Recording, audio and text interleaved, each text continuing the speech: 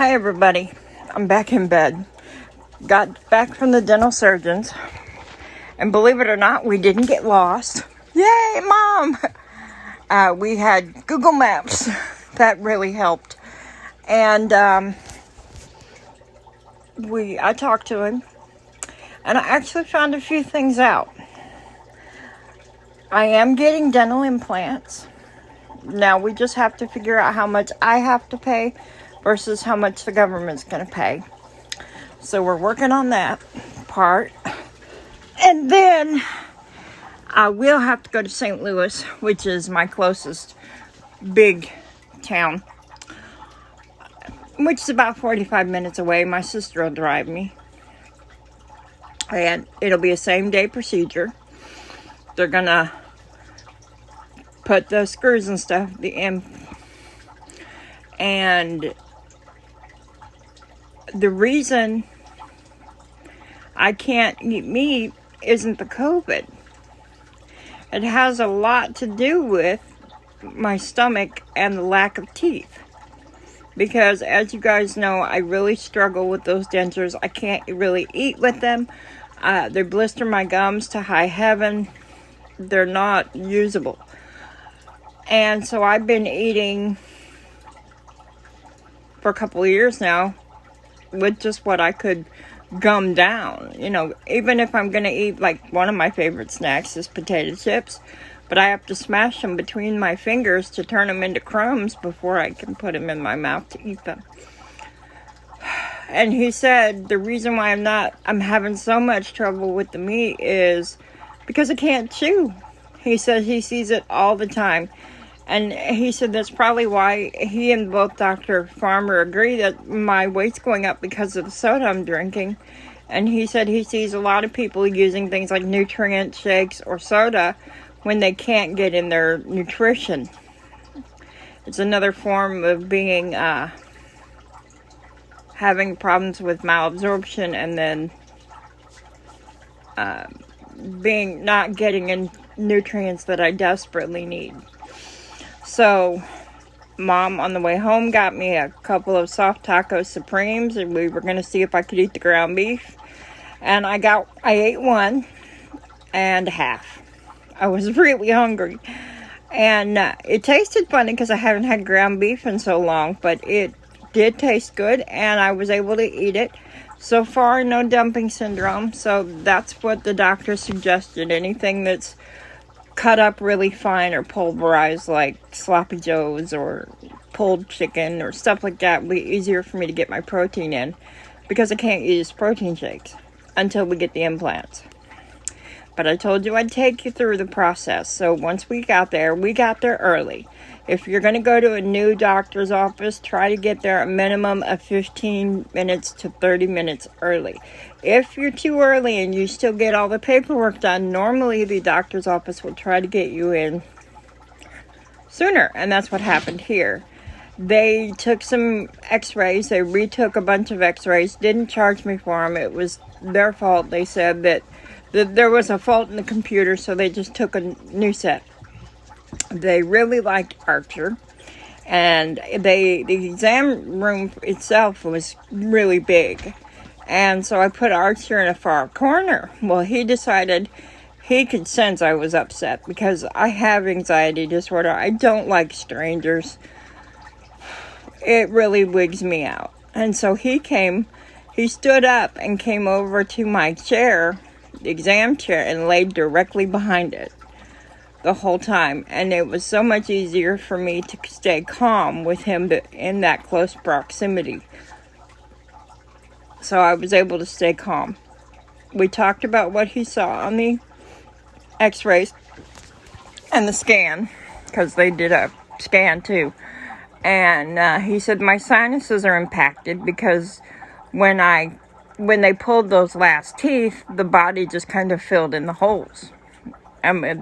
My sinuses kind of dropped because of it to fill in the holes. So what they will have to do is kind of shore up the bone, basically. They're going to fill a little bit of that sinus cavity and shore up the bone, because I don't have a lot of bone.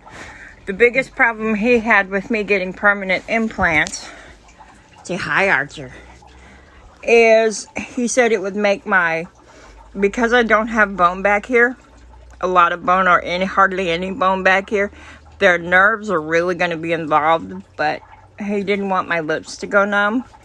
But my lips have always been partially numb, my tongue, my whole mouth's always been partially numb. And that's why I had to go to speech therapy when I was little. I could understand me just fine, just nobody else could.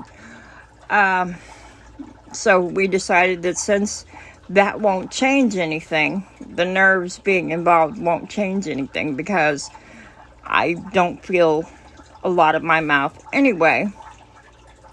We're going to go ahead with it.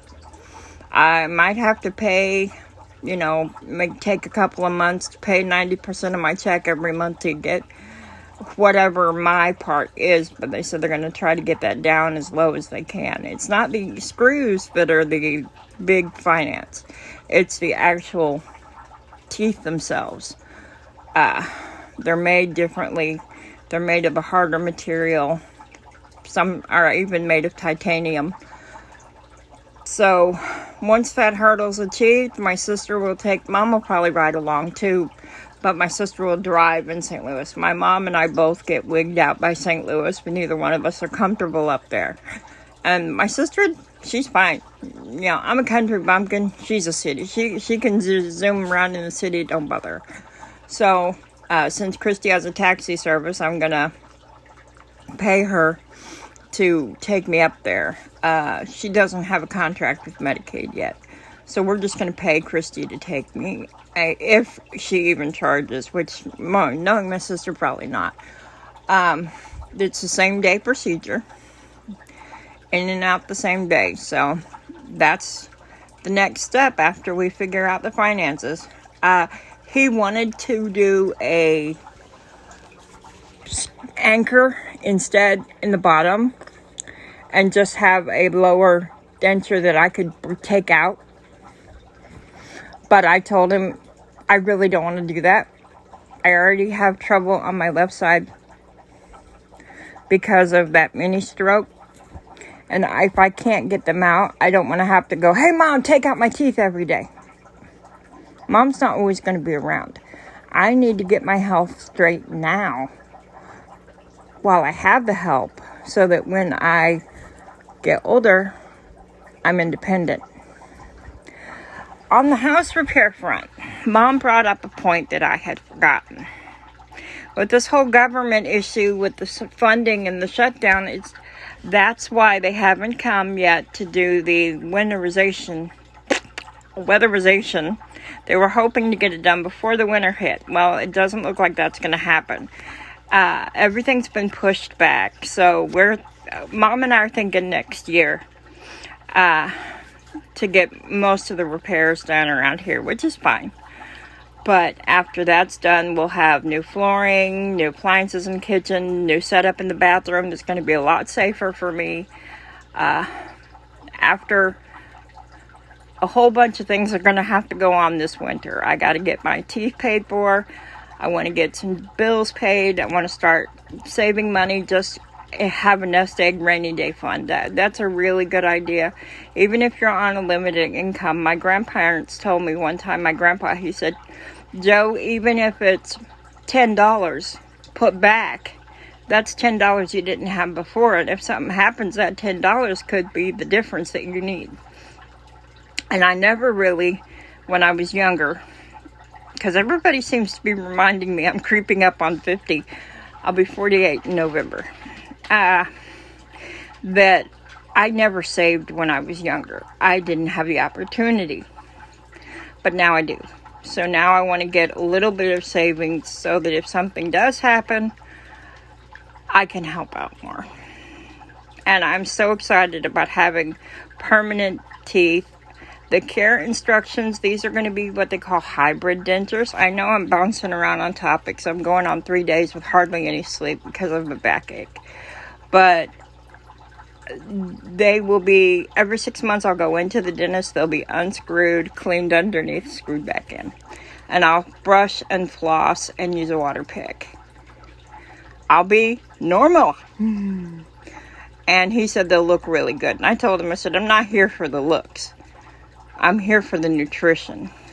I'm here because I want to get down to 170 pounds. I'll be honest with you right now, I fluctuate between 200 and 215, depending on how much soda I drink. And if I get any exercise, which I haven't been lately because my back's out. But I wanted to bring you along on my health journey. And part of my health journey is getting the malnutrition dealt with. Which I've been on prescription vitamins for years because I've been fighting malnutrition. I have to bump up to the ER once in a while and they give me fluids and all this good crap. That's got to stop. And they said my weight will go down more once I can balance my nutrition. And I've never been able to balance my nutrition. We're hoping the dumping syndrome from the weight loss surgery will let up after I'm able to eat regular and bring in regular protein. My body is sorely lacking protein, and it has been since before this surgery.